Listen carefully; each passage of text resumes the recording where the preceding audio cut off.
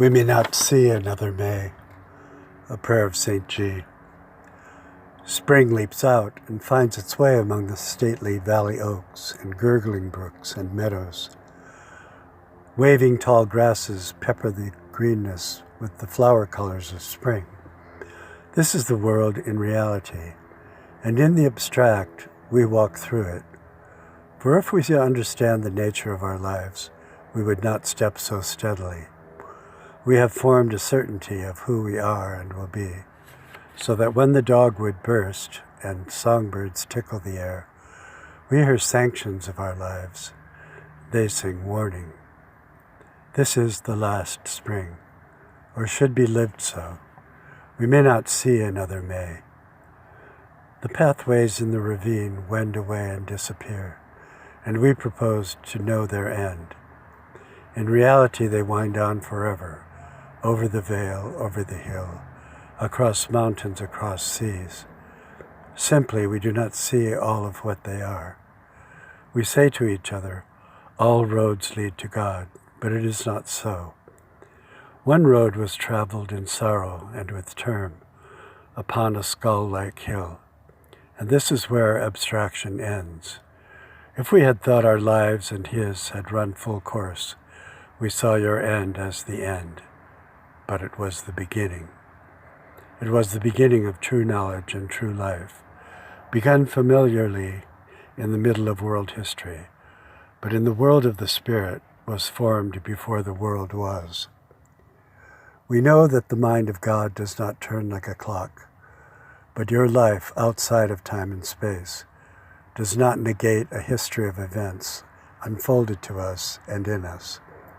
We men of earth were chosen to live out the manifestation of the decree and plan of the Lord to a joyous, unseen end.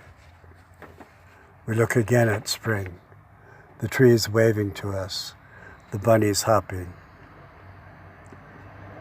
a sun which blankets us with warmth. There is bounty here, and beauty, and blessing.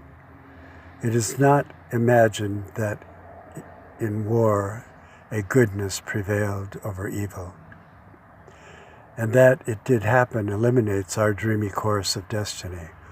A course is set, and we upon it.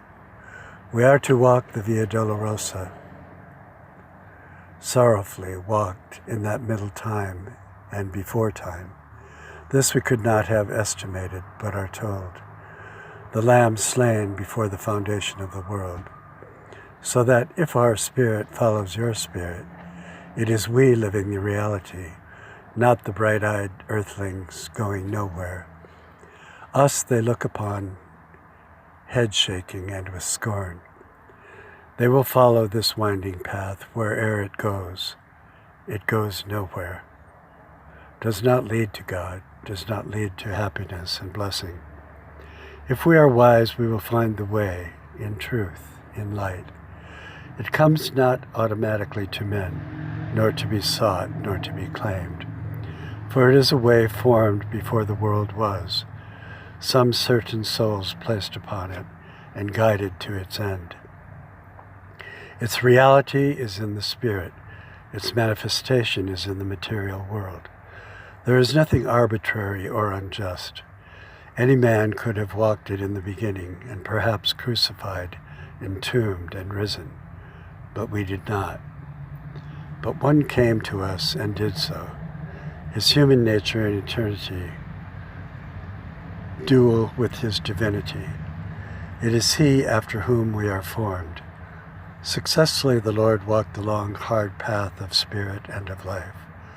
This we follow, yes, to suffer some, and not to be divine, but to find the spring which fled, seeming never to return to us.